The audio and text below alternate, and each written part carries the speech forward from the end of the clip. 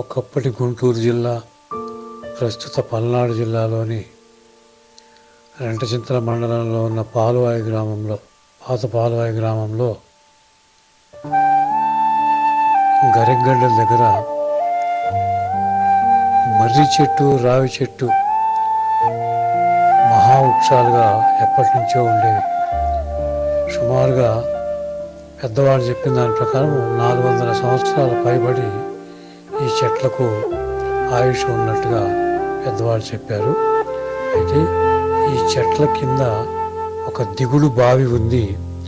ఆ దిగుడు బావి ప్రజల యొక్క కొంతమంది తెలిసి తెలియక వేసినటువంటి యొక్క చెత్త కారణంగా ఆ దిగుడు బావి బూడిపోయి అంతా చెత్తతోటి నిండిపోయిందనమాట. అయితే ఈ బావి యొక్క ప్రధానమైన ఉద్దేశం ఏంటంటే, గత కాలంలో పాల్వాయి గ్రామంలో ఉన్నటువంటి యొక్క బ్రాహ్మలు ఇక్కడ తపస్సు చేసినట్టుగా, ఆ పక్కనే ఉన్నటువంటి యొక్క నాగమయ్య గుడి అని చెప్తూ ఉంటారు. మా చిన్నప్పుడు కూడా నాగమయ్య గుడి అని అక్కడ మా అమ్మవాళ్ళు కూడా పాలు పోయటానికి వెళ్తూ ఉంటే మేము కూడా అమ్మవాళ్ళు చేపట్టుకుని వెళ్తూ ఉండేవాళ్ళము. అక్కడ రాతితో చేసినట్టు ఇక్కడ శిలా స్తంభాలు ఎన్నో కనిపించాయి. తర్వాత దాని గురించి కొంత పరిశోధన చేసిన తర్వాత అది దత్తాత్రేయ స్వామి దేవాలయము అనేటువంటి యొక్క విషయము బయటకు వచ్చింది. సో దీని ఉద్దేశం ఏంటయ్యా అంటే, అక్కడేమో దత్తాత్రేయ స్వామి దేవాలయము, ఇటు శివకేశవ నిలయముగా ఉన్నటువంటి యొక్క మర్రి చెట్టు, రావి చెట్టు వాటి కిందనే దిగుడు బావి ఉండటం అనేది అత్యంత విశేషమైన వ్యవహారం అన్నమాట. ఇక ఈ బావిలో రకరకాల చెత్తలు వేసి పూడ్చినందువల్ల 2019 సంవత్సరము రామరాజు శివశంకరయ్య గారి కుమారుడు, 3వ కుమారుడు రామరాజు కమలాసనరావు గారు మిగతా మిత్రులందరితోటి కలిసి ఈ బావి పూడుని తీయించడానికి పూనుకున్నారు. ఎందుకయ్యా అంటే, ఇది శివకేశవ నిలయము పితృయజ్ఞ తపోభూమి అనేటువంటి యొక్క సూత్రంగా దీన్ని ఈ బావిని మళ్ళీ శుభ్రం చేయించి దాదాపు 83,000 రూపాయలు వారొక్కడే ఖర్చు పెట్టుకొని బావి పూడు తీయించారు. గ్రామస్తులు అందరూ కూడా సహకరిస్తామని చెప్పారు. కాకపోతే 2019 సంవత్సరం తర్వాత, మే నెల తర్వాత సుమారుగా నవంబరు, డిసెంబర్ ఆ ప్రాంతంలో కరోనా రావటము, 3 సంవత్సరాలు అటు ఇటు ఎవరు ఎటు తిరగకుండా జరగటం వల్ల ఆ పని ఆగింది. అని అప్పటికే పూడు తీయించి ఆ 2 చెట్లు అంటే రావి చెట్టు, మర్రి చెట్టు చుట్టూ కొంత హద్దుగా వేసి పునాదులు తీయించి గోడలు పెట్టేటువంటి యొక్క కార్యక్రమాన్ని కూడా మొదలుపెట్టాము.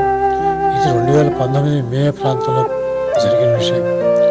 అప్పుడు గ్రామ పెద్దలందరూ కూడా వచ్చి చూశారు. ఇక తర్వాత ఈ కరోనా రావటం, దానివల్ల కార్యక్రమం కొంచెం ఆగింది. కానీ అప్పటికే ఈ మా బావి చుట్టూ, బావి ప్లస్ రావి చెట్టు, మర్రి చెట్టు చుట్టూ పునాదులు తీయించి భూమి లెవెల్కి ఒక మూల పైకెత్తున పునాదులు తీయించి గోడలు పెట్టడం జరిగింది. ఎక్కడంటే పునాదుల నుంచి గోడ బయటకు వచ్చింది. చాలా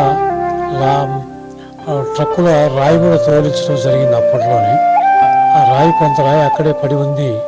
మరి ఇప్పుడు ఆ రాయి ఉందో లేదో తెలియదు, కానీ ఖచ్చితంగా ఆ మర్రి చెట్టు కింద ఒక అరుగు కూడా కట్టించడం జరిగింది గతంలో వేరే వాళ్ళ ద్వారా. ఆ అరుగు కూడా అక్కడే ఉంది. మరి ఈ శివకేశవ నిలయముగా చెప్పేటువంటి యొక్క ఈ మర్రి చెట్టు, రావి చెట్టు అంటే శివుడు అంటే మర్రి చెట్టు, కేశవుడు అంటే రావి చెట్టు.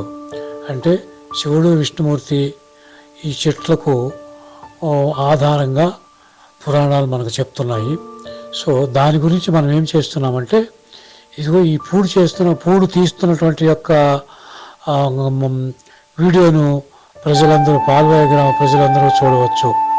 ఇప్పుడు ఇంకా ముఖ్యమైన విషయం ఏంటయ్యా అంటే, దీనికి చుట్టూ గోడ పెట్టి ఒక గేటు పెడితే పాలవాయి గ్రామంలో ఈ పితృయజ్ఞాలు అంటే పితృయజ్ఞము అంటే ఎవరైనా గ్రామంలో దేహాన్ని వదిలివేసినప్పుడు మరి అక్కడ కొన్ని కార్యక్రమాలు జరగాల్సి ఉంటుంది. ఆ కార్యక్రమాలు చేసుకోవటానికి సరి అయిన ప్రదేశం లేకుండా పోయింది నేడు.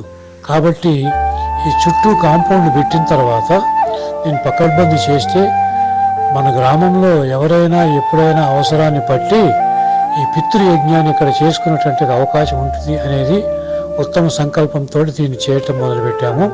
కాబట్టి దీనికి అందరూ సహకరిస్తూనే ఉన్నారు. ఇంకా ముందు ముందు కూడా సహకరిస్తారని ఆశిస్తున్నాము. సో ఆ రోజున అంటే మా కార్యక్రమం మొదలుపెట్టే ముందు జేసీ వర్క్ తోటి పూడు తీయించే ముందు 10 మంది వచ్చి కొబ్బరికాయలు కొట్టి పూజలు చేసి ప్రారంభించడం జరిగింది. తర్వాత మన మిత్రుడు సోదర సమానులు అయినటువంటి యొక్క సొంటిరెడ్డి చిన్నగురవారెడ్డి రెండవ కుమారుడు సొంటిరెడ్డి నరసిరెడ్డి కూడా మాకు హామీ ఇచ్చారు. ఏమని చెప్పారు అంటే, అయ్యగారు మీరుంటే నేనున్నట్టే మీ దగ్గర నుంచి చేయించండి, నేను మీ వెంటనే ఉంటాను అని కూడా అన్నారు. అట్లాగే సొంటిరెడ్డి పెద్ద నరసిరెడ్డి కూడా అక్కడికి వచ్చి పర్యవేక్షణ చేస్తూ ఎంతో సహకారాన్ని అందించారు. అట్లాగే మన ముక్కంటి రెడ్డి కూడా మాతో పాటు అక్కడ ఉండి దగ్గర నుండి చేయించారు. మరొక వ్యక్తి ఆ రోజులలో గంగిరెడ్డి నారాయణ రెడ్డి, ఆ తర్వాత టీచర్గా పనిచేస్తున్న కృష్ణమూర్తి గారు, వీళ్ళందరూ కూడా సహాయ సహకారాన్ని పనిచేసేటప్పుడు సహకరించారు. కాకపోతే ఇప్పుడు ఈ కార్యక్రమాన్ని పూర్తి చేసి చుట్టూ గోడ పెట్టిన తర్వాత ఈ బావిని కూడా కలుజులు కట్టించేసేసి దిగుడు బావిని అలాగే ఉంచుకొని ఎవరైనా ఏ కార్యక్రమాలు చేసినప్పుడు కూడా ఈ బావి దగ్గరికి వచ్చి పూజలు చేయటం అనాదియంగా మా చిన్నతనం నుండి మేము చూస్తున్న విషయము. కాబట్టి దీనికి ప్రతి ఒక్కరూ సహకరిస్తారని ఆశిస్తున్నాము. ఇకపోతే అదిగో మీరు చూస్తున్నటువంటి యొక్క ఆ పూడు తీస్తున్నటువంటి జేసీబీ ఎంతో లోతు నుంచి ఆ బావి నుంచి పూడు తీయించి పక్కన పోస్తున్నారు, దాని అంతా లెవెల్ చేస్తున్నారు. ఇక తర్వాత మరి ఇంకొక వీడియో చూద్దాం. ఇక చూస్తే ఏందయ్యా అంటే, ఈ రావి చెట్టును మర్రి చెట్టును మనం కాపాడుకోవాల్సినటువంటి యొక్క అవసరం ఎంతైనా ఉంది. ఇక్కడ అనేక పితృయజ్ఞ కార్యక్రమాలు చేసుకోవాల్సిన ఆగత్యం ఏర్పడింది. మరి గతంలో ఇంకెక్కడన్నా శివాలయం ఏర్పాటు ఇటు ఉండేదేమో కానీ ఇప్పుడు ఎక్కడ కూడా గ్రామానికి దగ్గరలో ఇట్లాంటి స్థలం లేకపోవటము కనుక ఇదే ఈ శివకేశవ నిలయంగా చెప్పడం రావి చెట్టు మర్రి చెట్టు ఉన్నటువంటి యొక్క బావి దిగుడు బావితో ఉన్నటువంటి ఈ ప్రదేశాన్ని పితృయజ్ఞ తపో భూమిగా మనం పిలుచుకుందాము. ఇక్కడ మరి గ్రామంలో ఎవరికి ఎప్పుడు అవసరమైన కానీ కార్యక్రమాలు పితృయజ్ఞాలు చేసుకోవడానికి మంచి అవకాశంగా ఉంటుందని ఆశిస్తున్నాము. కాబట్టి ఈ ఎండాకాలంలో గ్రామంలో చుక్క నీరు లేకుండా ఎండిపోయిన విషయము అందరికీ తెలిసిందే. దీనికి ప్రధాన కారణము భూమి వేడెక్కింది. ఎందుకు వేడెక్కింది అంటే, మనం బయట ఎలాగైతే చూస్తున్నామో వాగులు పారుతున్న వాగులు, భూగర్భంలో కూడా అనేక రకాల వాగులు చెరువులు కుంటలు భూగర్భంలో కూడా ఉంటాయని భూగర్భ శాస్త్రవేత్తలు చెప్పారు. కానీ ఇప్పుడు అవసరాలను బట్టి బోరు బావులు వేయటం వల్ల భూగర్భంలో ఉన్నటువంటి జలం పూర్తిగా ఇంకిపోయింది. మళ్ళీ వర్షాలు పడ్డప్పుడు కానీ ఇంకే రూపంగా కానీ ఆ భూగర్భ జలాన్ని నింపేటువంటి యొక్క అవకాశం లేకుండా పోయింది. ఎందుకంటే ఒక చెరువు లేదు, ఒక కుంట లేదు, ఒక దిగుడు బావులు లేవు. కాబట్టి దిగుడు బావులుగా ఉన్న వాటిని అన్నింటినీ పూర్తి చేసేసి వేరే రకంగా వాటిని పాడు చేయటం జరిగింది. అది మరి తెలియక చేశారని చెప్పేసి అనుకున్నాను. సాధ్యమైనంత వరకు తెలియకనే చేశారు. కానీ శ్రీ మహాభారతంలో ఒక చిన్న ఉంటుంది, నృతజల పూరితంబులగు నూతులు నూరిటి కంటే నొక్క బావి మేలు అంటే ఏందా దాని అర్థం అంటే, 100 చేదుడు బావుల కంటే ఒక్క దిగుడు బావి ఉంటే గ్రామానికి ఎంతో మేలు చేస్తుంది అని ఆనాటి నన్నయ్య మహానుభావుడు ఆ పద్యం చెప్పారు. ఇప్పుడు దాని గురించి మనం ఎక్కువగా ప్రస్తావన అక్కర్లేదు.